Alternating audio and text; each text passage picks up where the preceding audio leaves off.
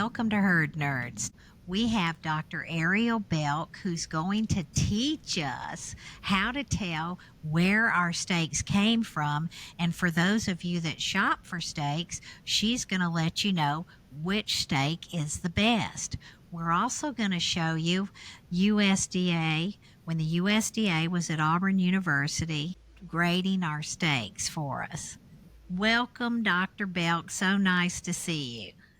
Thanks, Desi. It's good to be here.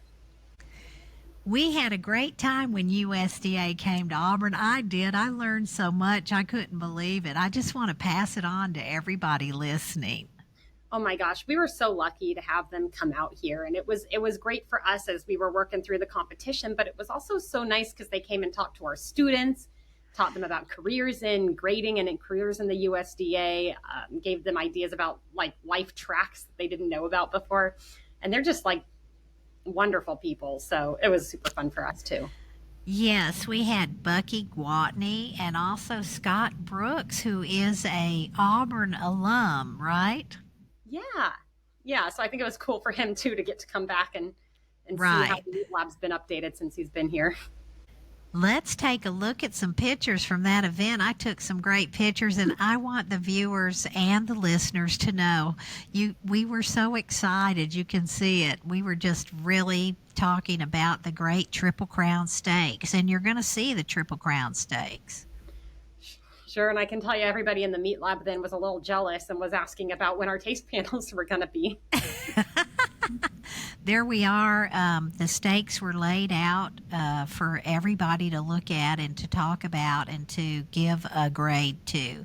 And I will say they were all prime, and many of them were high prime.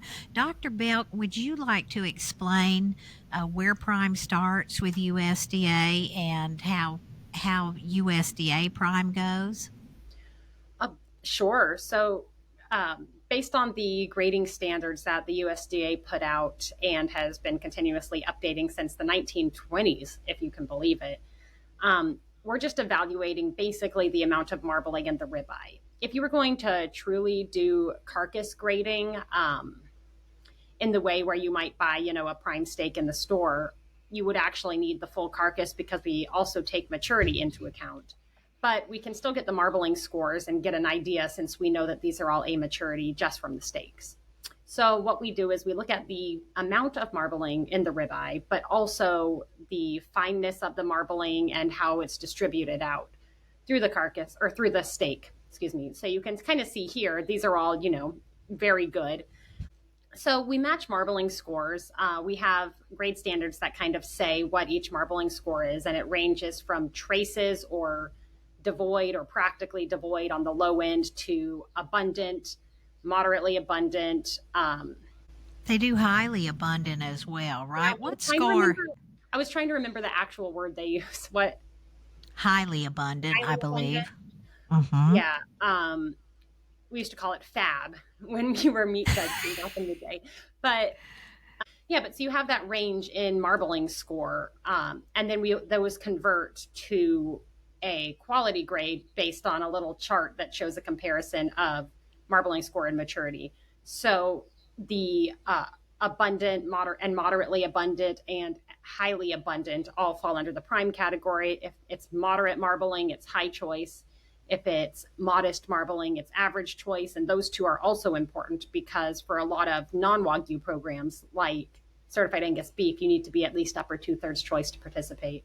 And then you kind of get into some of the lower categories. Small goes to low choice. But the main thing here is with these Wagyu steaks or even the F1s or these really good Angus that were sent into our competition, a lot of them are marbled beyond what the grading standards are right now. So I know that the USDA has been working to update those, and they actually let us have a little bit of a sneak peek at some of their new standards and pictures for some of these higher grades that we need to develop now because of Wagyu. So that was pretty cool to see as well. Yes, I agree. And I got so excited listening to what they had to say, and I learned so much about how to look at a ribeye steak and how to tell what rib it was cut from, because here in the US we cut on the 12th, and of course in Japan they cut on the 6th, and that gives the Japanese quite an advantage in marbling score over the US.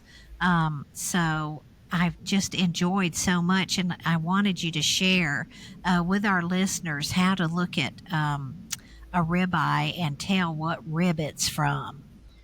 Yeah, and that thanks for that opportunity, because it is really fascinating, but I am also a nerd and love to talk about things like muscle anatomy, so bear with me here for a minute. But basically, it all comes down to the animal's physiology, right? If you think about it, near the front of the animal, so up as it gets into the chuck or the early rib portion of the animal, they are doing a lot more work, right? They have their legs that need to move, and they need the stability, and they need muscles that can support both the movement of the leg, but also, the scapula and um, or the blade bone and everything else. And they still need the muscles that support their back and the muscles that hold up their neck. List goes on and on and on, right? But there's a ton of muscles up in the chuck doing all sorts of different things and facing all sorts of different directions. And some of them are tough and some of them are tender, and you have to really pull them apart to find which ones are which. But then once you get into the actual back and then down into the loin, those muscles don't really have to do as much, right? They just have to be supportive enough that the animal's back stays flat, and that pretty much does it. So you can see as animals, as you basically cut a rib, and if it starts from rib 1 and goes all the way back to rib 12 or 13, because cattle have 13 pairs of ribs, so 13 ribs on each side, you can see the number of muscles and the size of the bonus muscles, or the accessory muscles as we kind of call them, decrease over time or over distance. So if you look here, we basically had a nice variation in the steaks that we used for grading in which ribs they come from. So this is a little lineup that we made along with the USDA graders, showing the basically change in what these muscles look like as you move from early ribs or anterior ribs or ribs towards the front, towards ribs towards the back. So on the right here is probably the 12th or 13th rib, and it's basically just that one big muscle. The name of that muscle is the longissimus dorsi, but we mostly just call it the ribeye. And that's pretty much the only one there, right? But as you move to the left in this picture, look, as you get more anterior or closer to the head, you kind of see more of these other muscles show up. There's one that kind of creeps along, and in this picture, it's underneath the ribeye, but in a living animal, it's on top of the ribeye. So we like to joke that it's the eyebrow muscle. That's the spinalis dorsi. That's that kind of like long, skinny one there. And that one's actually It tastes so good. Yes. Anybody who knows this, like behind the scenes stuff about these muscles, knows that that's actually the most delicious muscle in the body. So you want to get those anterior cuts, because they're way better than even just the ribeye, especially from Wagyu when they're funneled marbling like that. And then as you move into the one on the furthest left there, comes from either right on the break between the chuck and the rib, or from the chuck probably. And that first one there probably comes from right on the break of the chuck or the rib. So maybe the fifth or sixth rib there. And it's even almost hard to distinguish which one's the ribeye, because there's so many other muscles in there. So there's the ribeye up in the top left, and then the spinalis, or the eyebrow muscle, that's kind of wrapping there along the bottom. And then there's one more little circular muscle on the bottom right corner there. That's the complexus muscle. That one is also delicious, and it's like one bite and it's perfect. So, and I always cut it out. No, when I serve steaks, I'm so bad. But I wish I could point to it. But if you look, it's the little round yeah. dot on the steak. Yeah. And it is very tender and very delicious. And I am so excited to have you to be able to teach everybody that's listening what I was able to learn when I was there listening to USDA, and the way they were able to differentiate between a steak that was cut on the sixth rib and one that was cut on the 12th, which, as you know, here in the U.S., all of our steaks, well, all the carcasses are cut on the 12th rib. So, Dr. Belk, can you tell everybody what we went over that day with USDA? Yes, I would love to, Desi. Uh, yeah, so like you said, in the US, we tend to rib our cattle or our carcasses between the 12th and 13th rib. So cattle have 13 pairs of ribs. Uh, and that separation between the 12th and 13th rib is actually where we make the designation between the rib and the loin. And then to separate the rib and the chuck, it's between the fifth and the sixth rib. So that just kind of gives y'all an idea of what we're talking about when we say like a ribeye. We're basically going from sixth rib to 12th rib, those 7 ribs. So what's really cool is, I mean, and I love talking about this because I am a super nerd, as you may know, and most of us are here, right? That's where the podcast name came from. But I really love this kind of muscle anatomy, muscle physiology, and it's so cool to see how the things that we see in meat actually have a biological purpose before that, right? So if you think about a animal, like the living animal, up in the chuck, up in the shoulder, right, is where they have to be doing a lot of things, right? The shoulder is responsible for moving their front legs and controlling the arm and the shoulder blade, but it's also responsible for holding up their head, which is especially important in grazing animals like cattle who need to be able to like lift up and put their head down really quickly in case there's a predator. And it's responsible for, supporting the whole body and keeping them standing and helping them stand up and sit down and lie down and all of that, right? So as a result of that, biologically, there are a lot of muscles in the chuck, which you all know because if you've ever made like a chuck pot roast, you have to cook it low and slow because there's so much connective tissue because that's what's between all of those different muscles.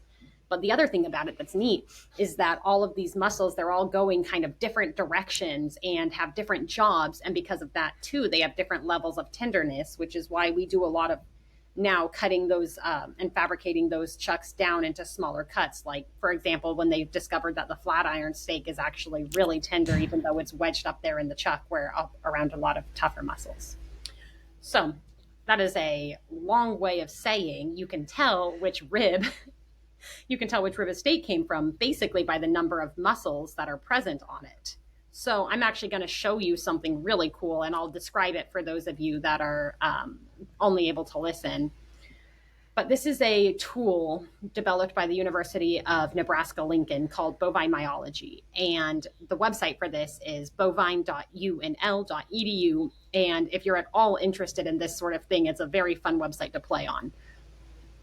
So what I've done is I've come in here and I've gone to bovine myology, and I am now in this part called cross sections. And I'm going to show you some cross sections of the rib.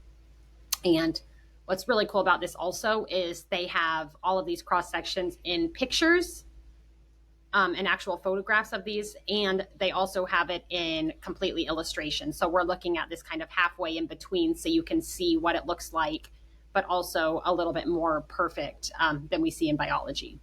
So as we're looking at this, this is the first rib in a rib. So this is the sixth rib here, this bone. And we're looking at a cross section. So this, where it says dorsal, would be the animal's back. Think of like dorsal fin on a dolphin.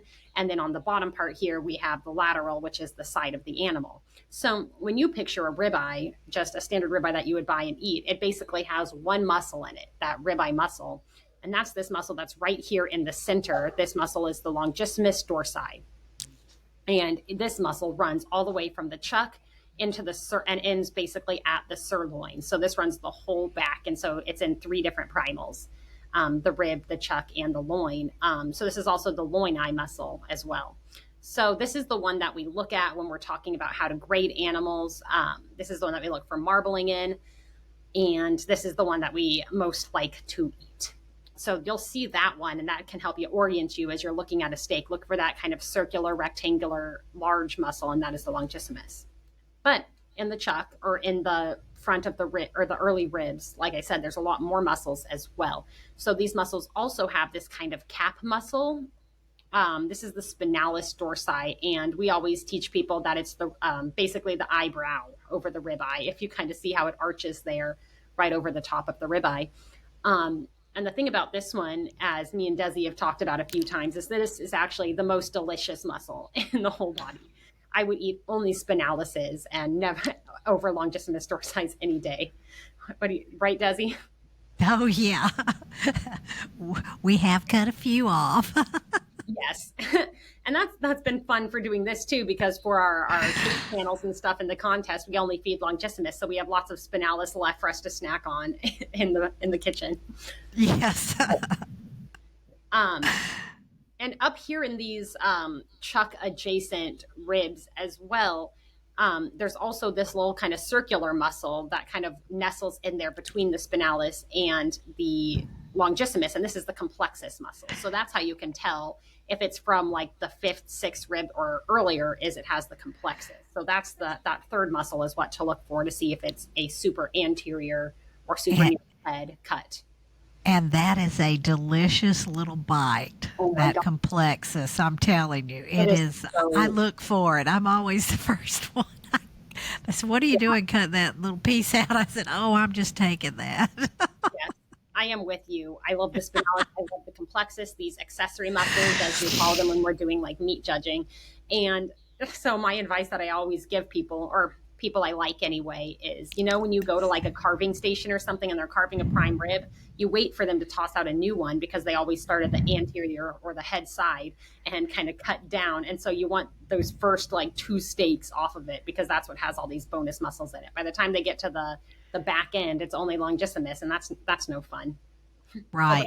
Although on wagyu, with the amount of marbling in it, the longissimus is just as flavorful. So it's not I'm glad you said that, but I agree. And I want to ask you, so when you get, so the sixth rib, which is where the Japanese cut their carcasses, they're at quite an advantage over us in grading because they have, as you get closer to the chuck, you do have more marbling. Is that correct? that is correct, and that goes into some of that biology I was talking about as well, right? Because the chuck and the front end of the rib, there's so much more work being done there. They need more of that quick energy and that energy storage. And that's ultimately what marbling is, right? They're little fat deposits so that those muscles can have quick access to energy in the event that they weren't getting enough of that glucose or those molecules that they need to work from the bloodstream. For example, right, if they became very stressed all of a sudden and they had that adrenaline running and they were in that fight or flight mode, I always struggle to say that, then they would need to generate energy a lot more quickly than maybe their diet can supply it, and they could start to burn some of that fat. And so they need that more in the chuck where they're doing a lot more work than in the loins. So the earlier in the closer to the front of the carcass, the more marbling is being stored. Yes, that's the long explanation of that. And Dr. Belk, those great cuts like your flat iron and your Mhm. Denver and your little Denver eye steaks, those are all on the chuck area and Yeah. they are delicious and tender. And I would like to encourage people listening, if you've never had a flat iron and a Denver, you really should try those cuts because, as we said, they're highly marbled and they are delicious and they have a very, very unique and flavorful taste to them. Yeah, the Denver steak that comes from the serratus ventralis muscle, and that muscle is the most highly marbled muscle, or one of the top most highly marbled muscles in the body. It's just difficult to get to. But the other thing about those chuck, because of the amount of work those muscles are doing, they're a slightly different fiber type. And long story short, I could go on all day about the biology of that, but they're more flavorful is the thing. So in addition to having a lot of marbling and some of them being tender, they just have more of that meaty kind of beefy flavor that we all love. Mm-hmm. So that's the other reason that they're so good. I agree. I agree. And we also did a lot of we laid the steaks out and we looked at at the Triple Yeah. Crown steaks, and they were graded by top-notch graders. And I really want the Triple Crown entrants to know that your steaks were. I mean, we spent hours looking at those steaks and talking about those Mhm. steaks. Yeah, and then let me show you through the rest of these real quick, and then we can maybe talk some more about what we did with the graders when they were there. Right? Okay, great. So Yeah. yeah, so this is probably fifth or sixth rib, this picture, and then we can kind of move backwards in the body, right? And as we go, you can kind of see that complexus getting smaller and then completely tapering off. The spinalis gets a little bit bigger for a while, and then it starts to shrink as well. And as we move further back and further back, less spinalis, bigger ribeye. And then finally, here at the 12th and 13th rib, it's basically only ribeye left. This guy up here is not, it looks like the spinalis, but it is actually this multifidus, and it's not really a very easy to eat muscle. So pretty much long distance is all we have by the time we reach the back of the ribeye. So that is how we tell, is looking at the size of the spinalis and how many of these other muscles are present. And can we talk for a second about the fat when people go to the market to purchase a steak? If they want a really flavorful steak, they should get one where the fat is very white, because the white fat shows that the animal was grain fed. And the more the fat is of a light yellow or yellowish, I don't know how to describe it, kind of a Yellow, yellow, yeah.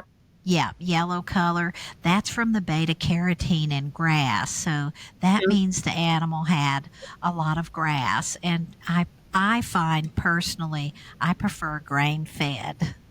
100%. So when you're shopping for a really flavorful steak, I think you want to try to find one where the fat is marshmallow white. That'll be a great tasting steak.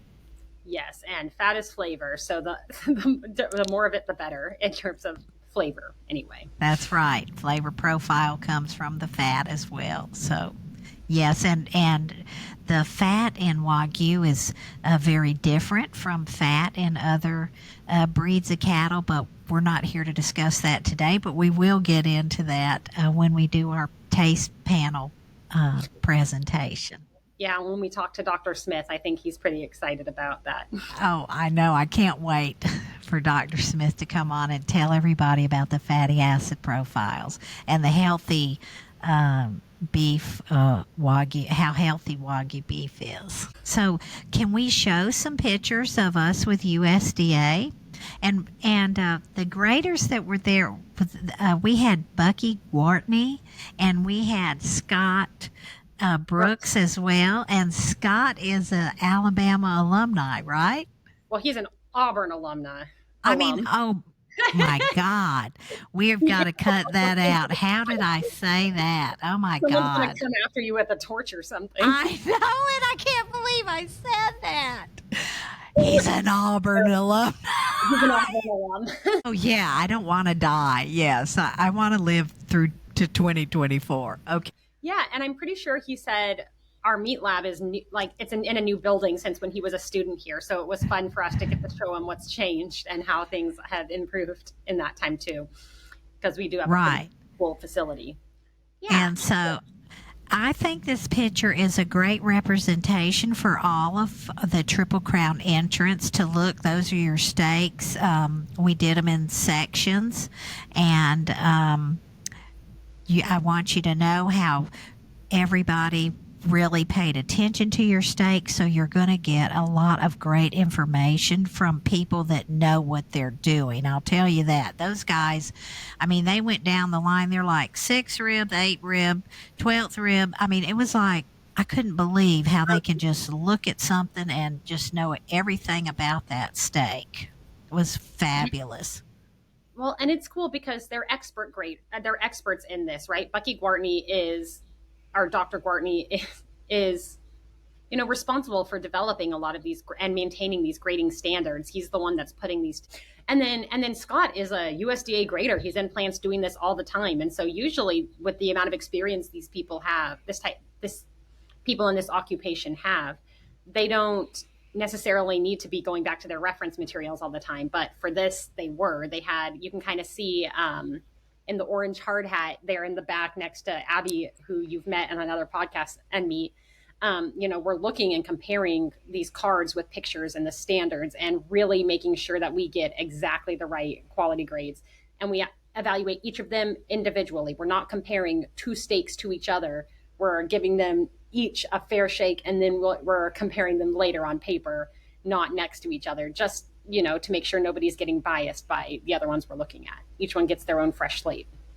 Right, right. And I just want the Triple Crown entrants to know that we have all of your grades, and those will be shared with you, and also the comments made about your steak. So this, for me, we've never done this with the Triple Crown before, had such exceptional, analysis of the meat. And I was just completely, excited to have USDA. And Scott, I think, has over 20 years in grading, if I'm not mistaken. I mean, Like he's really on top of things. And it was, and also they presented to your class, and to interested students. And you can tell them a little bit about that too, Dr. Belk. Yeah, so they came to speak in our class. So our muscle foods class for undergraduates, and then also our processed meats class, which is a higher level class for those interested in meat science. Were both there, and they came and they spoke to them, and they told them about what they're doing to develop and continue to build the grading systems. Talked to them about potential careers at the USDA and in grading, and it was amazing. So many of our students, they just need just a little more exposure to what's out there, right? And any opportunity to share with them is exciting. And these men had students lining up to talk to them once the class ended with questions, Yes, stories to tell them. It was great.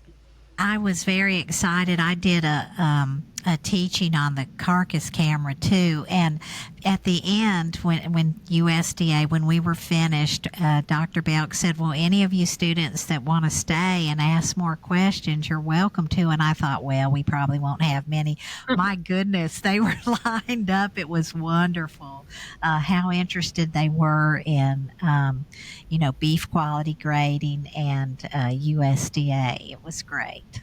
Oh, yes, it was amazing. We were so lucky to have people willing to come and speak to us. I like this picture. It's a better view of kind of how they're doing comparisons with the cards there, right? But I also want everybody to know that it looks like I'm on my phone, but I was taking pictures, so I was still I was still paying attention. I know, you just hate to bring your phone out anytime because people think you're not paying attention, but I was taking the picture, so I had my phone out all the time too. But I just want you all, some of you may recognize your steaks, but yeah, we are going to share that information with you. It was a wonderful opportunity to get information for our breeders, because our breeders, they need to know this too, because a lot of those traits in those steaks, the ribeye size, the way the fat, you can see in those pictures, like where the coarser fat is, those are all heritable traits. And so our breeders are going to be looking at this from a different angle than what, say, a consumer would, or, someone interested in purchasing steaks. They're looking at it as what are my bulls and what are my cows doing to produce the best steak. So this is just a very, unique and wonderful way for people to learn about what they're producing. We just had just such a cool time looking at all of these, and these gentlemen from the USDA were so enthusiastic about the quality of these steaks. They were just like in awe. It was Yeah. so fun. Yeah, because, and I want the public to know as well that you don't see steaks like this every day in a packing house. These are, we have great quality meat in the USA, and these are all USA steaks. But to see one beautiful, highly marbled steak after the others, if you're into it, it really gets you excited to look at that quality of beef. Mm-hmm. You can tell that I was having a lot of fun. Yes, we all were. We all were very excited about it. Yeah. Were there any other questions, Desi, about how to tell where your steak came from, or do you think I kind of covered that enough? I think you covered it very well. So we can review it a little bit. So you just want to go over again the difference in the cut at the 12th and the cut at the 6th and what you're going to see? Sure. The main thing is the closer to the head of the animal, the more muscles you're going to see, right? So you'll have basically those three big identifiable ones at that sixth rib. You'll have the longissimus or the ribeye, you'll have the spinalis or the eyebrow or the cat muscle, and then the complexus, which I don't think has a fun name. But and you can kind of recognize the three of those and know that it's from like fifth, sixth, seventh rib. And then as you move further back, the complexus goes away first, and then the spinalis eventually kind of shrinks away as well. And by the time you're at the 12th and 13th rib, it's pretty much just that longissimus muscle, that ribeye muscle there for you. And, when we're grading, regardless of if it's cut at the sixth rib or at the 12th and 13th rib, we're looking at the marbling specifically in that longissimus muscle. So even if there's others around it, we're isolating kind of that one to do the grading. Great. And this is kind of off the subject, but I just saw your Christmas tree. Are those, am I recognizing? Oh my gosh. Is E. coli on your tree? Yeah, I have. Oh my goodness. My microbe ornament. So there's E. coli, but he's a reindeer. I love it. I love E. coli. Yeah. Oh, and you have a virus. Yeah, here's the cold virus. We have the flu virus is an elf for some reason. I don't know. Salmonella here, or maybe I think it actually might be Campylobacter, is a little gingerbread man. And then my favorite and one. Mono. Yeah, mono. And he's a little, he's a mistletoe because it's kissing disease. Kissing disease. Yeah. I got these in a Secret Santa gift exchange last year, and they just, use them to keep my office festive. Does Amazon? I want the E. coli because we do so much research on E. coli, which affects our herds, which we really need to tell people about what's in your water tank. And these guys, I have a mad cow disease as well. Here's. Oh, well, we don't really want to see mad cow disease ever, but there's E. coli. That's I recognize that. Is the website for those, Desi. Yeah. So we will have to do a podcast for you on microbes that you may find in your pasture and talk about vaccines. We can do that too, and how to prevent it, and also checking your feed troughs for moldy feed and things like that. And I'm sure we'll venture on to that. But I love your Christmas tree. That's really neat. Well, that's a great way to end with a bunch of microbes. my preferred way as well. Always, anytime I can talk about microbes is a good day for me. Right. That's your specialty. So, we need to take advantage of that. But I hope you all have enjoyed this podcast of learning. I now, whenever I look at steaks, and I know that when you send in your steaks to the Triple Crown, we do require that they're the 12th rib consecutively. But when you get your meat back in a box, now hopefully you can kind of pick out, the 12th rib and on, and, be a little bit more aware, because we do want to be on a level playing field when we grade these steaks, and we do want to try to grade the 12th with the 12th and the 6th with the 6th and so on. So I hope you guys have enjoyed this podcast, and thank you so much for tuning in. And hey, Desi. Yeah. What kind of frog says ribeye, ribeye instead of ribbit, ribbit? A bullfrog. A bullfrog. That's great. We'll leave you with the bullfrog. Thank you all for tuning in. Bye. Bye.